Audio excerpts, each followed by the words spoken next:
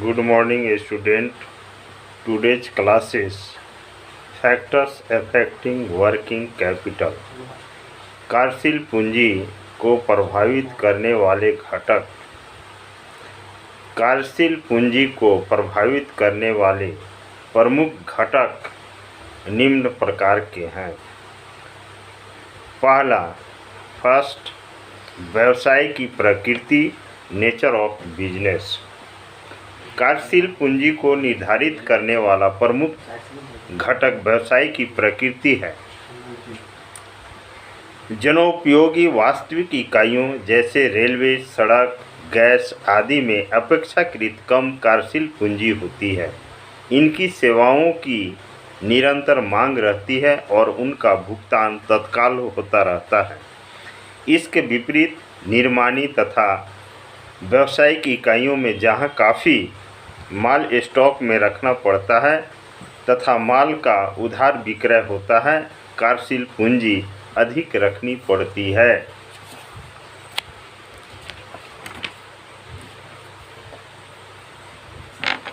व्यवसाय का आकार, साइज ऑफ बिजनेस। एक व्यावसायिक इकाई का आकार जितना अधिक बड़ा होगा, उसमें कार्यशील पूंजी की उतनी ही अधिक आवश्यकता होती है। इसके विपरीत एक व्यावसायिक इकाई का आकार जितना छोटा होगा, उसमें कार्यशील पूंजी की आवश्यकता उतनी ही कम होगी। तीसरा, व्यापार चक्र, बिजनेस साइकिल। व्यवसाय चक्र भी कार्यशील पूंजी की मात्रा को प्रमाणित करते हैं। व्यवसाय में तेजी तथा मंदी का चक्र निरंतर चलता रहता है। जब तेजी का चक्र चलता है तो मांग तथा उत्पादन में वृद्धि होती है तथा अधिक मात्रा में कार्यशील पूंजी की आवश्यकता होती है। इसके विपरीत जब मंदी का चक्र चलता है तो माल की बिक्री में कमी आती है।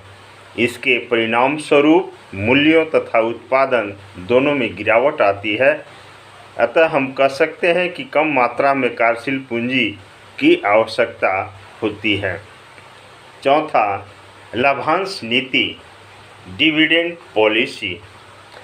यदि कंपनी उधार लाभांश नीति अपनाती है तो उसे नगद लाभांश वितरण के लिए अधिक कार्यशील पूंजी की आवश्यकता होती है। इसके विपरीत कंपनी या तो लाभांश वितरण ही नहीं करती अथवा बहुत कम दर में लाभांश का वितरण करती है तो उसे कम कार्यशील पूंजी की आवश्यकता होगी।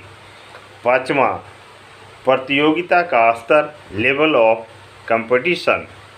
प्रतियोगिता के स्तर का भी कार्यशील पूंजी की मात्रा पर प्रभाव पड़ता है।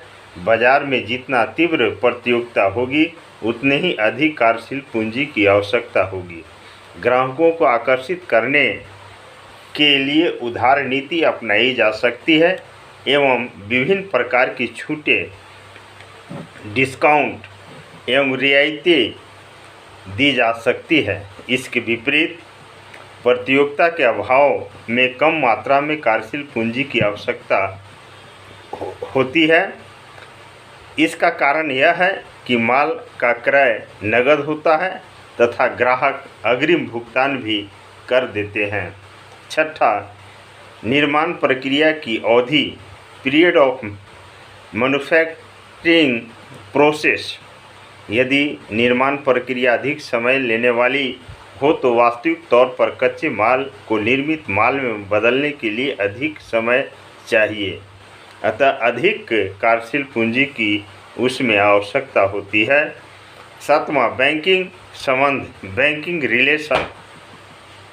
व्यवसाय संरचना की बैंकिंग संरचनाओं से संबंधों का भी कार्यशील पूंजी की मात्रा पर प्रभाव पड़ता है। यदि व्यावसायिक संस्था में बैंकिंग संस्थाओं में उसकी साख अच्छी है तो वह आवश्यकता पड़ने पर सरल से एवं यथाशीघ्र साख पर धन प्राप्त कर सकती है।